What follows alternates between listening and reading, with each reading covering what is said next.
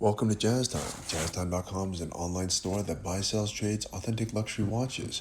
We make these videos so our customers can easily choose the best watch for themselves in the comfort of their own home.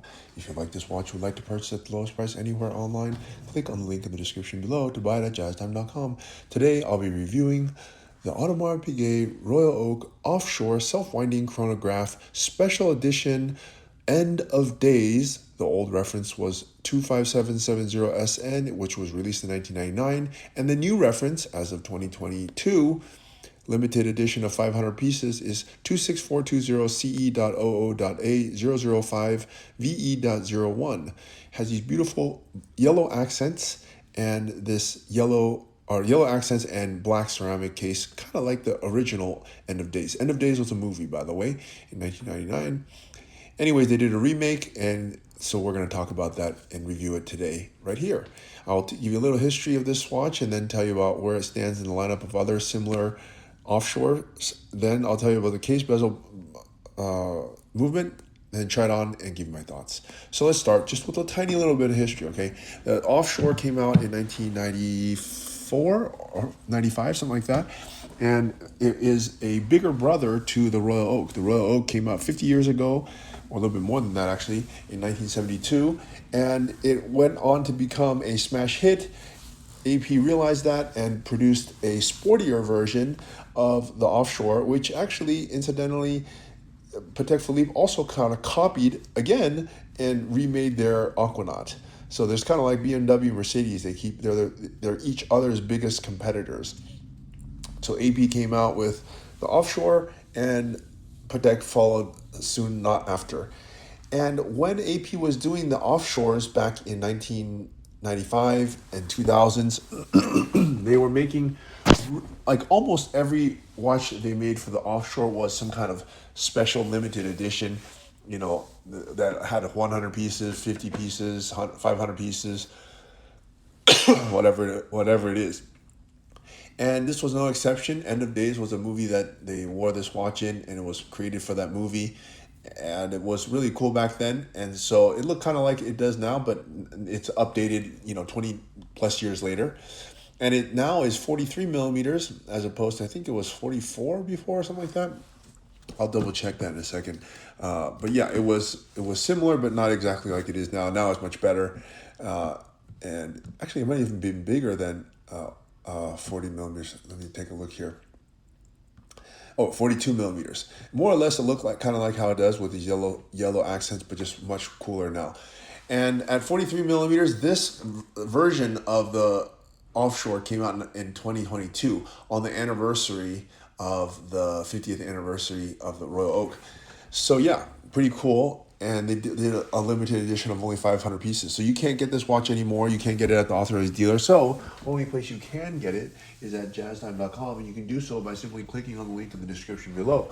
Okay, so let's start talking about, now that you know where it stands in the lineup, there's not a whole lot of black ceramic watches that are Offshores that AP is making. They make this one, they make one with sort of gold accents, and I think that's it for the gold ones now in this 43 millimeter style. They make some green and blue and whatever, but they don't make many black ones, just this one and one other standard one.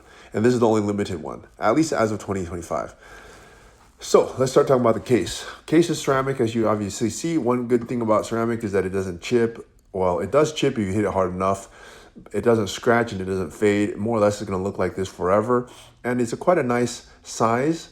It's 43 millimeter as opposed to the old versions that were 44 millimeter, or the version of this before that was 42 that it replaces 20 years later though, but yes.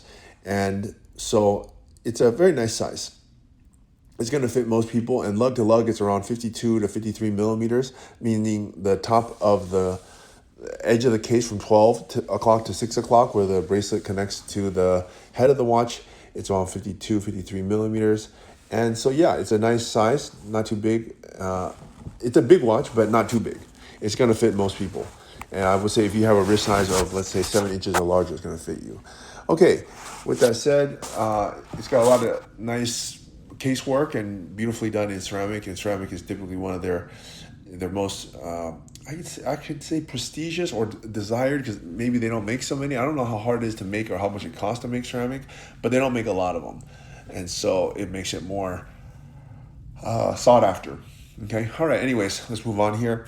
Let's look at the dial here. I also think it's pretty cool. It's actually what makes this watch special if you consider it like this, like in gold or something, which the other version is, then it would be not a special edition. Now with the yellow luminescent coating, it just really looks, quite special, I think. And Arnold Schwarzenegger was the star in the End of Days film, and they did the original End of Days with these yellow hour markers, and so they're just repeating it now, just in a 2025 fashion. It looks basically the same as the non-special edition, except for the color of the accents. And usually that's how special editions work. They usually put something on the case back, and then they put some kind of different colored accent to make it special. And it is special. Yellow is, it's not a common color. Yeah, especially yellow against black. So it does look pretty cool. All right. Anyways, that's the dial. And yeah. And I guess I should also have said this. The newer case that you're looking at here is 43 millimeter, and the pushers are recessed in, as opposed to on the old 44 millimeters that it replaces. The pushers were extended outward and made the watch look even bigger, which is not necessarily a good thing because the watch is already big to begin with. And the lines are all just much more streamlined and better looking than they were in the 44, if you ask me. Okay, let's move on here to the strap. Now the strap is pretty cool. I like that they extended the length of the yellow accent from the dial into the bracelet or the strap, and it looks like a canvas strap with yellow accents. I believe the canvas strap is actually not a canvas strap. It's made to look canvas, but it's actually made of cast skin, and so it has, it's quite cool. And it has the interchangeable locking system, which they did not used to have. That came out in 2022 and allows you to change the straps very easily. And it has a titanium pin buckle, and it actually has an additional yellow calf skin strap, which is actually the reverse of this one, yellow and with accents of black. So you can wear it either way to make it stand out or not. So that's a pretty cool way to show the watch. Okay, let's move on. Look at the movement. Now the movements were redesigned back in 2017 or 18, and they were put into the code 1159s first. And they are the same chronograph movements. Now they're integrated chronograph movements, as opposed to the previous ones that were modular.